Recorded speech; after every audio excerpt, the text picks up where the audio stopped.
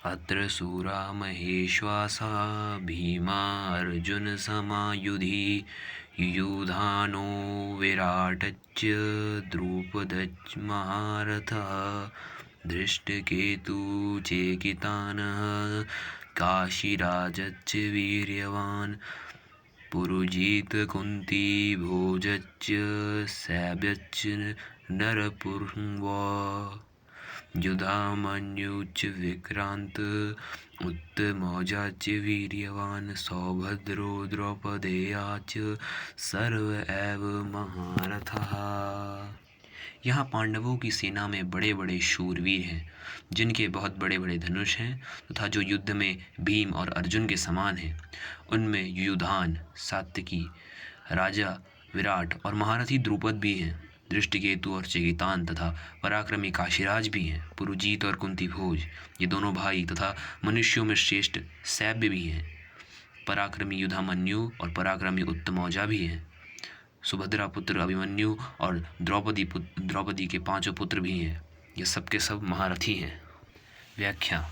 अत्र सूरा महेश्वासा भीमा अर्जुन समायुधि जिनसे बाण चलाए जाते हैं अर्थात फेंके जाते हैं उनका नाम ईश्वास अर्थात धनुष है। ऐसे बड़े बड़े ईश्वास अर्थात धनुष जिनके पास हैं वे सभी महेश्वास हैं। तात्पर्य है कि बड़े धनुषों पर बाण चढ़ाने एवं प्रत्यक्ष खींचने में बहुत बल लगता है। खासकर ज़ोर से खींचा हुआ छोड़कर जो बाण चलाया जाता है वह ज़्यादा मार करता है। और ऐसे ही बड़े बड़े धनुष पास में होने के कारण ये सभी बहुत बलवान और शूरवीर हैं। ये मामूली योद्धा नहीं है, ये आम योद्धा नहीं है। युद्ध में भीम और अर्जुन के समान है अर्थात बल में ये भीम के समान और अस्त्र शस्त्र की कला में अर्जुन के समान है।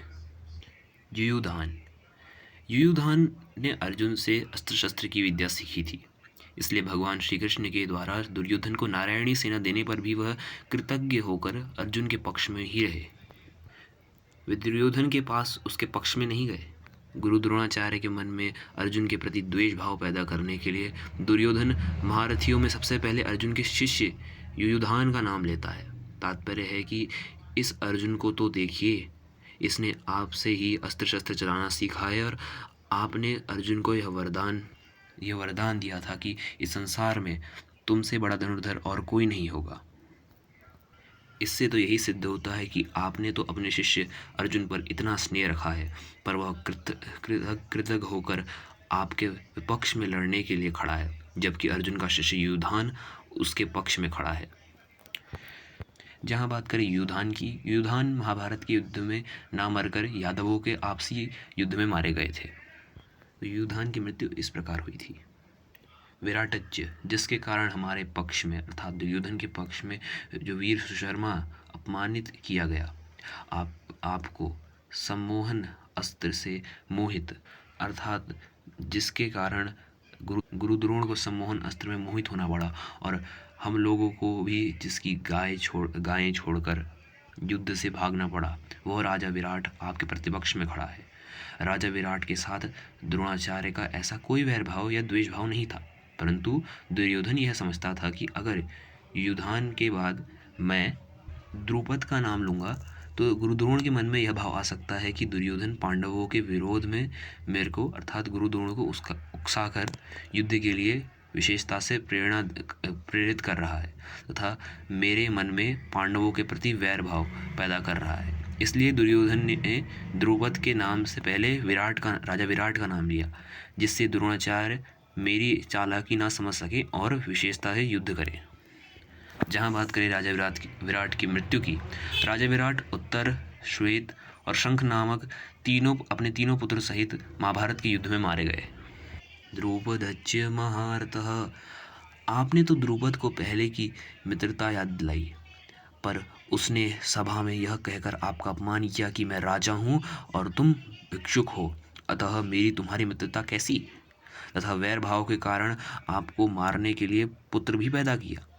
वही महारथी द्रुपद आपसे लड़ने के लिए विपक्ष में खड़ा है। जहाँ बात करें इनकी मृत्यु की, राजा द्रुपद युद्ध में द्रोणाचार्य के हाथ से मारे गए। आगे दुर्योधन कहते हैं कि धृष्टकेतु कितना मूर्ख है कि जिसके पिता शिशुपाल को कृष्ण ने भरी सभा में चक्र से मार डाला था, उसी कृष्ण के पक्ष में यह लड़ने के लिए आज खड़ा है। जहाँ बात करें इनकी मृत्यु की, धृष्टकेतु द्रोणाचार्य के हाथ से महाभारत के युद्ध में मारे गए थे। आगे बात करते हैं चिकितान की। सब दुर्योधन कहते हैं सब यादव सेना तो हमारी ओर से लड़ने के लिए तैयार है और यह यादव चेकितान पांडवों की सेना में खड़ा है। और जहाँ बात करें चेकितान की मृत्यु की, महाभारत के युद्ध में चेकितान दुर्योधन के हाथों से मारे गए थे। काशीराज वीर्यवान, यह काशीराज बड़ा ही शूरवीर और महारथी है। यह भी पांडवों की सेना में खड़ा है, इसलिए आप सावधानी से युद्ध करना, क्योंकि यह बड़ा पराक्रमी है। जहाँ बात करें इनकी मृत्यु की, राजा काशीराज महाभारत के युद्ध में मारे गए थे। आगे दुर्योधन कहते हैं यद्यपि पुरुजीत और कुंती भोज, अर्थात इन दोनों की बात करते हुए दुर्योधन गुरुद्रोण से कहते हैं कि पुरुजीत और कुंती भोज ये दोनों कुंती के भाई होने से हमारे और पांडवों के मामा हैं, तथापि इनके मन में पक्षपात होने के कारण ये हमारे पक्ष में युद्ध करने के लिए खड़े हैं। जहाँ बात करें इन दोनों की मृत्यु की, पुरुजीत और कुंती भोज ये दोनों ही युद्ध में गुरुद्रोण के हाथों से मारे गए थे। आगे दुर्योधन राजा सैब्य की बात करते हैं। यह सैब्य युधिष्ठिर का ससुर है। यह मनुष्यों में श्रेष्ठ और बहुत बलवान है। परिवार के नाते ये हमारे भी संबंधी है, परंतु यह पांडवों के पक्ष में ही खड़े हैं। युधामन्यु च विक्रांत उत्तमौजा च वीर्यवान।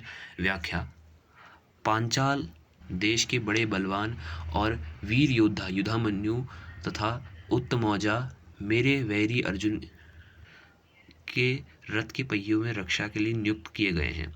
आप इनकी ओर भी नजर रखना। ये दुर्योधन गुरुद्रोण से कहते हैं। जहाँ बात करें इनकी मृत्यु की, रात में सोते हुए इन दोनों को अश्वत्थामा में छल से मार डाला। आगे दुर्योधन सुभद्रा के पुत्र अभिमन्यु की बात करते हैं। वह कहते हैं कि यह कृष्ण की बहन सुभद्रा का पुत्र अभिमन्यु है। यह बहुत शूरवीर है।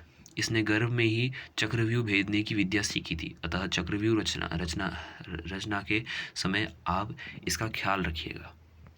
जहाँ बात करें मृत्यु की, युद्ध में दुशासन पुत्र के द्वारा अन्यायपूर्वक सिर पर गदा का प्रहार करने से अभिमन्यु की मृत्यु हो गई थी। अब आगे दुर्योधन द्रौपदी के 5 पुत्रों की बात करते हुए कहते हैं गुरुद्रोण से, युधिष्ठिर, भीमसेन, अर्जुन, नकुल और सहदेव, इन 5 के द्वारा द्रौपदी के गर्भ से क्रमशः अर्थात क्रम अनुसार प्रतिविंध्य, सुतसोम, श्रुतकर्मा, सतानिक और श्रुतसेन पैदा हुए थे। इन 5 को आप देख लीजिए। दुर्योधन गुरुद्रोण से कहते हैं, द्रौपदी ने भारी सभा में मेरी हंसी उड़ाकर मेरे हृदय को जलाया था। उसी के इन 5 पुत्रों को मारकर आप युद्ध में मेरा बदला चुकाएं। अब जहाँ बात करें इन 5 की मृत्यु के बारे में, रात में सोते हुए इन 5 को अश्वत्थामा ने धोखे से मार डाला। इस श्लोक के अंत में दुर्योधन गुरुद्रोण से कहते हैं कि यह सब के सब महारथी हैं, जो शास्त्र और शस्त्र विद्या दोनों में प्रवीण हैं और युद्ध में अकेले ही एक साथ 10,000 धनुर्धारी योद्धाओं का संचालक कर सकते हैं। ऐसे पुरुषों को महारथी कहकर संबोधित किया जाता है। ऐसे बहुत से महारथी पांडवों की सेना में हैं। मुझे आशा है आप लोगों को मेरी ये व्याख्या अच्छी लगी होगी। धन्यवाद।